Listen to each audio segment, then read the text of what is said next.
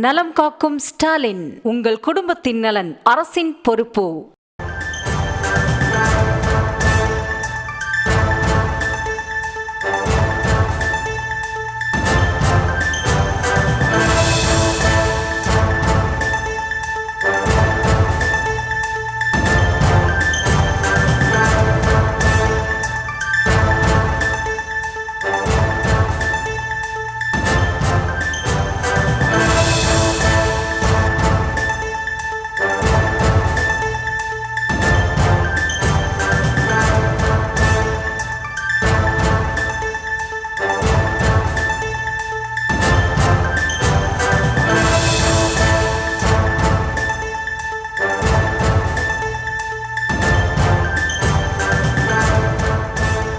அண்மை செய்திகளை பார்த்து வருகிறோம்.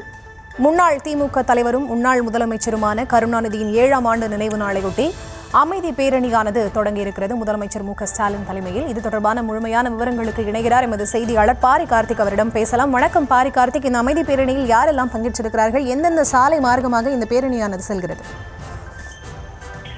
வணக்கம். திமுக முன்னாள் தலைவரும் தமிழ்நாடு முன்னாள் முதலமைச்சருமான கலைஞர் அவர்களின் 7ஆம் ஆண்டு நினைவு தினத்தை முன்னிட்டு தற்போது ஓமந்தூரார் அரசியல் தோட்டத்தில் இருக்கக்கூடிய கலைஞர் அவர்களுடைய சிலைகளுக்கு மலர்தூவி மரியாதை செய்து பேரணியாக தமிழ்நாடு முதலமைச்சர் ஸ்டாலின் அவர்கள் தலைமையில் திமுகவினர் பல்லாயிரக்கணக்கானோர் கலைஞர் நினைவிடம் நோக்கி தற்போது பேரணியாக நடக்க துவங்கியிருக்கிறார்கள். முன்னதாக இன்று காலை முதலே தமிழகத்தில் பல்வேறு இடங்களிலிருந்தும் திமுகவினர் தொடர்ச்சியாக இந்த பேரணியில் பங்கேற்க வந்திருந்தார்கள். கடந்த வாரம் திமுக தலைவரும் தமிழ்நாடு முதலமைச்சருமான ஸ்டாலின் அவர்கள் அனைவரும் ஒன்று திரண்டு அண்ணாவின் தம்பிக்கு மரியாதை செய்வோம் என்று மடல் வாயிலாக அனைவருக்கும் அழைப்பு விடுத்த நிலையில் தற்போது பல்வேறு இடங்களிலிருந்தும் திமுகவினர் வாலாஜா சாலை முழுவதுமே நிரம்பியிருக்கிறார்கள். இந்த பேரணி தற்போது அமைதி பேரணியாக தொடர்ச்சியாக வாலாஜா சாலை வழியாக வந்து நேரடியாக கலைஞர் அவர்களுடைய நினைவிடத்திற்கு வந்து அங்கு மலர்தூவி மரியாதை செய்ய இருக்கிறார்கள். தொடர்ச்சியாக சாலையின் இருபுறமும் கலைஞர் அவர்களுடைய ஆட்சி காலத்தின் சாதனைகள் குறித்து விளக்கப்படங்களும் வைக்கப்பட்டிருக்கிறது.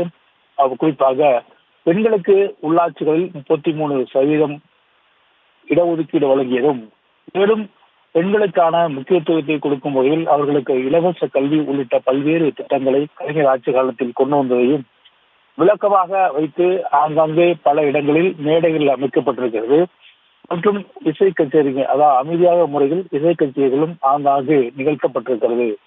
கலைஞர்கள் இருந்து 7 ஆண்டுகள், கிட்டத்தட்ட 94 வயதில் அவர் இதே நாள்தான் இறந்து போனார். உடல்நலக் குறைவின் காரணமாக அவர் இறந்து போனார் என்பது குறிப்பிடத்தக்கது. 2018ஆம் ஆண்டு தனது 94 வயதில் அவர் மறைந்தார். அதன் தொடர்ச்சியாக திமுகவினுடைய தலைவராக தற்போது முதலமைச்சர் இருக்கக்கூடிய ஸ்டாலின் பொறுப்பேற்றார். மேலும் திமுகவினுடைய முதல் தலைவராக கலைஞர் அவர்கள் தேர்ந்தார். தொடர்ச்சியாக அதற்கு முன்னதாக பொதுச்செயலாளர் என்ற பதவி இருந்த நிலையில் திமுகவுடைய தலைவராகவும் கோடிக்கணக்கான உடன்பிறப்புகளின் தலைவராகவும் அவர் வாழ்நாளெல்லாம் திகழ்ந்தார் என்பது குறிப்பிடத்தக்கது. குறிப்பாக அவர் நின்ற அனைத்து சட்டமன்ற தேர்தல்களிலே வெற்றி பெற்றார். முதல் முறையாக 1957 நடந்த பொது தேர்தலில் அவர் கொளுத்தலையில் நின்று வெற்றி பெற்றதை தொடர்ந்து 2016ஆம் ஆண்டு நடந்த சட்டப்பேரவை தேர்தல் வரை தொடர்ச்சியாக 13 முறை ஒரு தேர்தலில் கூட தோல்வி அடையாமல் வெற்றி பெற்றார்.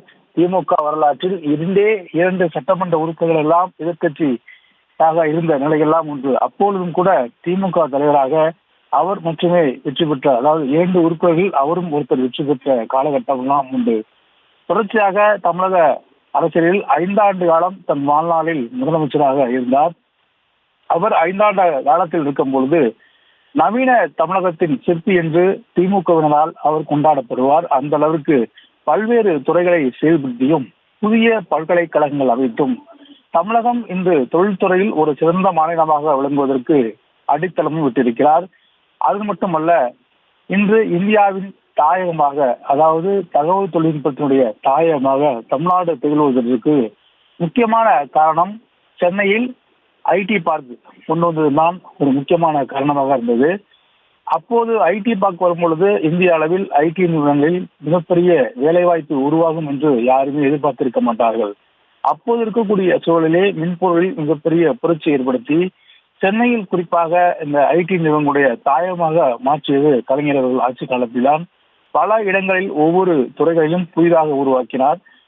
குறிப்பாக இந்த பஸ் போக்குவரத்தை தேசியமயமாக்கியது, அனைத்து கிராமங்களிலும் மின்சாரம் கொண்டு போய் சேர்த்தது, மேலும் 1500 பேரை கொண்ட கிராமங்களுக்கும் சாலை அமைத்தது, தமிழ்நாடு குடிசை மாற்று வாரியம் அமைத்தது, தமிழ்நாடு குடிநீர் வடிகால் வாரியம் அமைத்தது, இலவச கண்ணொளி திட்டம் கொண்டு வந்தது, பிச்சைக்காரர்கள் மறுவாழ்வு இல்லம், அதே போல இந்தியாவில் ஒரு மனிதனை இன்னொரு மனிதன் இணைக்கக்கூடிய அந்த இழிவான செயலாக எல்லாராலும் கருதப்பட அந்த கை ரிக்ஷாவை ஒழித்து இலவச சைக்கிள் ரிக்ஷா கொடுத்தது, இலவச கான்கிரீட் வீடுகளை ஆயுதிராவிட மக்களுக்கு வழங்கியது.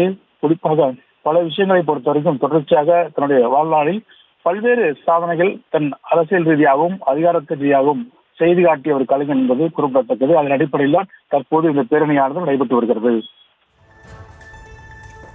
விவரங்களை வழங்கியமைக்கு நன்றி பாரி கார்த்திக். நலம் காக்கும் ஸ்டாலின். உங்கள் குடும்பத்தின் நலன் அரசின் பொறுப்பு.